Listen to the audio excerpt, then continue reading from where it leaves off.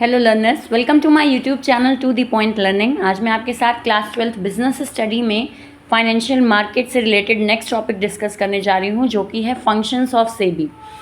इससे पहले ऑलरेडी सेबी क्या होता है और उसके ऑब्जेक्टिव्स क्या हैं, और इससे पहले के बाकी जितने टॉपिक्स हैं वो सारे मैं ऑलरेडी डिस्कस कर चुकी हूँ, जिसका लिंक आपको इसी वीडियो के डिस्क्रिप्शन बॉक्स में मिलेगा।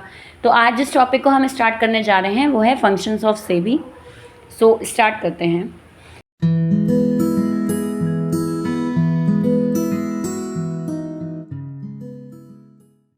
सबसे पहले है हमारा प्रोटेक्टिव फंक्शंस। जनरली आपके फंक्शंस जो सेबी के दिए हुए हैं वो 3 दिए हुए हैं: protective function, development function and regulatory functions. अगर इन फंक्शंस की मैं बात करूँ तो प्रोटेक्टिव फंक्शंस में जनरली आपका रूल्स रेगुलेशन कहा जाए, या मैं कहूँ कि जिससे इन्वेस्टर वगैरह को प्रोटेक्शन मिले, इस तरह के आपके चीज़ों को रोकना क्या कहलाएगा? प्रोटेक्टिव फंक्शन कहलाएगा, कि जिसमें किसी भी तरह की अनफेयर प्रैक्टिसेस को रोका जाए।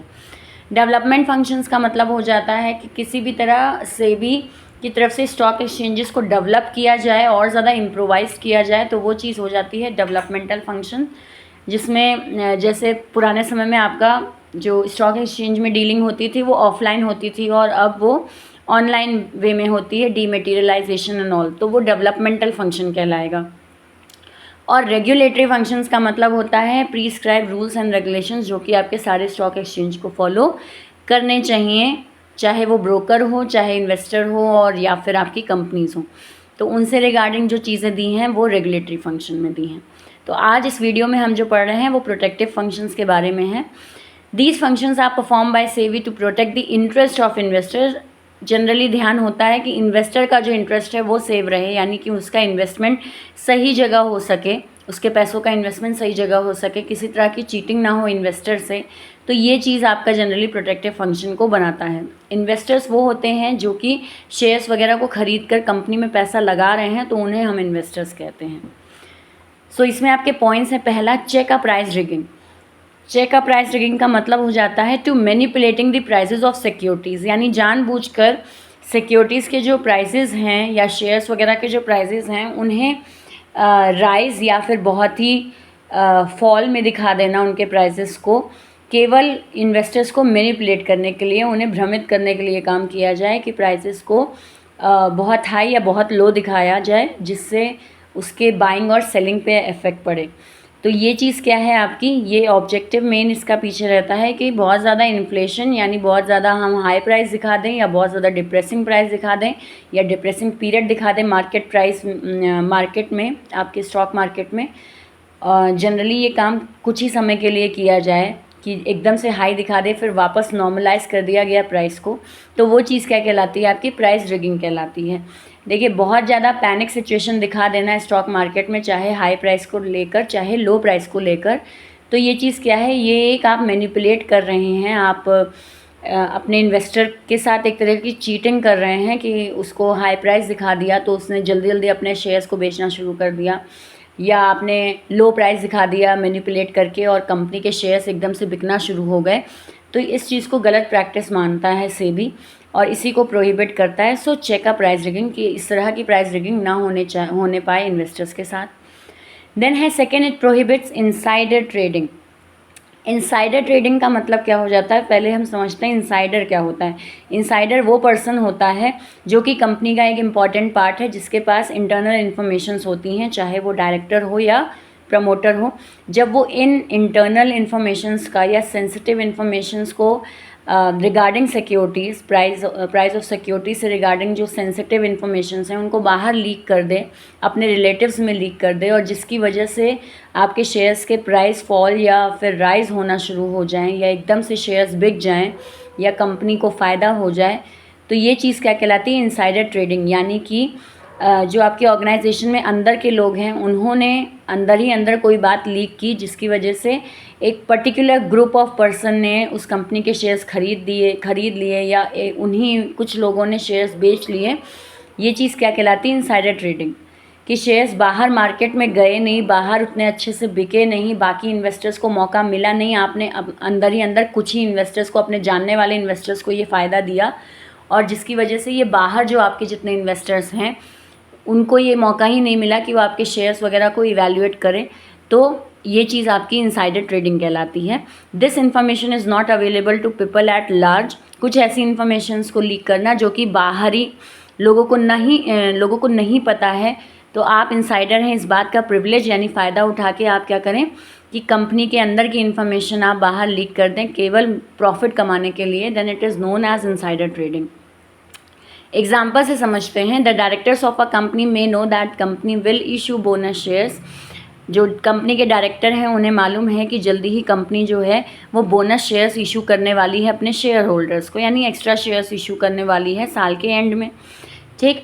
And they purchase share from market to make profit with bonus share. अब यहाँ पे क्या हुआ, उन डायरेक्टर्स ने जल्दी जल्दी शेयर्स खरीद लिए कि साल के लास्ट में बोनस शेयर्स मिल जाएंगे जो इनके शेयर होल्डर्स होंगे, तो जल्दी से इनके शेयर होल्डर्स बन जाते हैं, चाहे हम बन जाएं चाहे नए अपने जान पहचान वालों को शेयर होल्डर बना दें, जिससे जो बोनस शेयर है उसका जितना फ़ायदा हो वो कुछ गिने चुने शेयर होल्डर्स जिनको हम अपनी इन्फॉर्मेशन लीक करें केवल उन्हें ये मौका मिल जाए।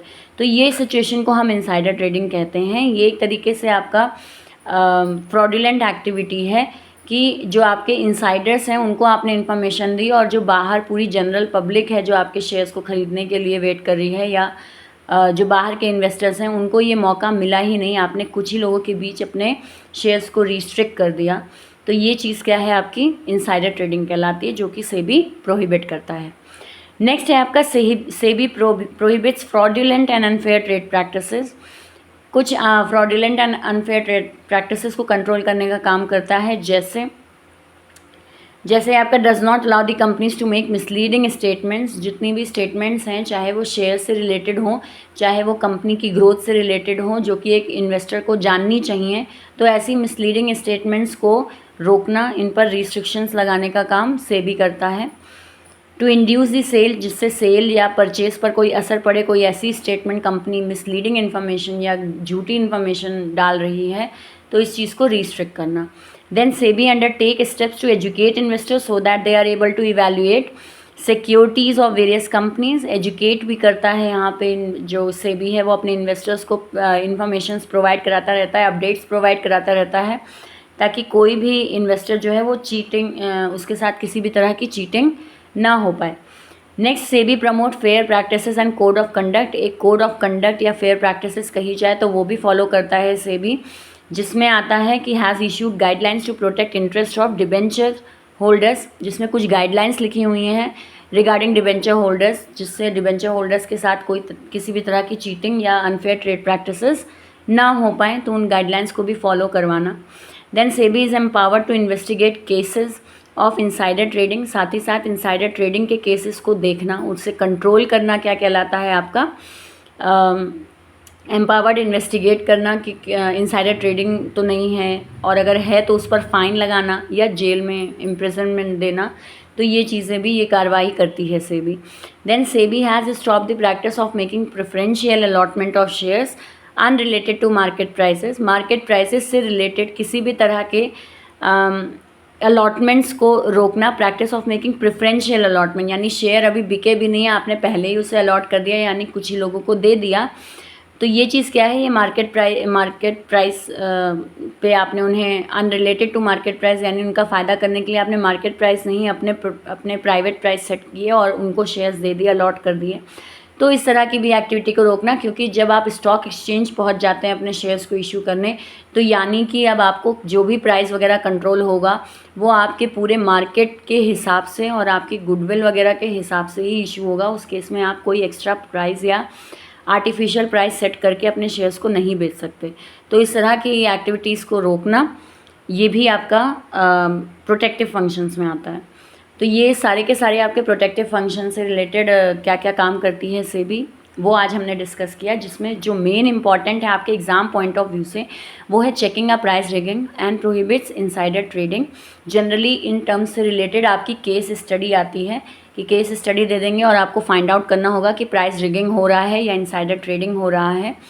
तो ये 2 पॉइंट्स जो हैं ये बहुत ज़्यादा इंपॉर्टेंट हैं आपके इस फंक्शन में, प्रोटेक्टिव फंक्शन में, जिसमें प्राइस रिगिंग का मीनिंग मैंने ऑलरेडी आपको बताया कि किसी भी तरह माल प्रैक्टिसेस करके कुछ समय के लिए प्राइस को बहुत ज़्यादा इन्फ्लेट दिखा देना, हाई दिखा देना या बहुत कम दिखा देना, यानी प्राइस से छेड़छाड़ करना आर्टिफिशियल तरीके से, एक्चुअली में नहीं है वो बात, लेकिन केवल आप एक इल्यूजन तैयार कर रहे हो मार्केट में, तो वो प्राइस रिगिंग कहलाता है।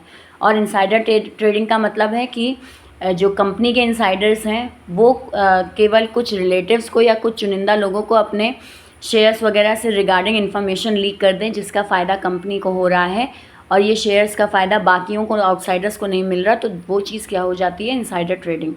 तो आई होप आपको ये पॉइंट समझ में आया हो। नेक्स्ट क्लास में मैं आपके साथ डिस्कस करूँगी डेवलपमेंटल फंक्शंस क्या होते हैं सेबी के और रेगुलेटरी फंक्शंस क्या होते हैं। तो अगर आपको वीडियो समझ में आया हो तो लाइक का बटन ज़रूर क्लिक करें, और साथ ही साथ अगर आपको किसी भी टॉपिक में कोई दिक्कत है बिज़नेस स्टडी के तो कमेंट सेक्शन में ज़रूर लिखें, और मेरे चैनल को सब्सक्राइब ज़रूर कर लें क्योंकि यहाँ पे आपको बिज़नेस स्टडी और फिज़िकल एजुकेशन से रिलेटेड सारे टॉपिक्स मिलेंगे। तो इसीलिए सब्सक्राइब ज़रूर करें, और जैसे ही मैं वीडियो अपलोड करूँ वो आप तक पहुँच जाए तुरंत, तो इसके लिए बेल आइकन भी ज़रूर क्लिक करें। So thank you and have a nice day.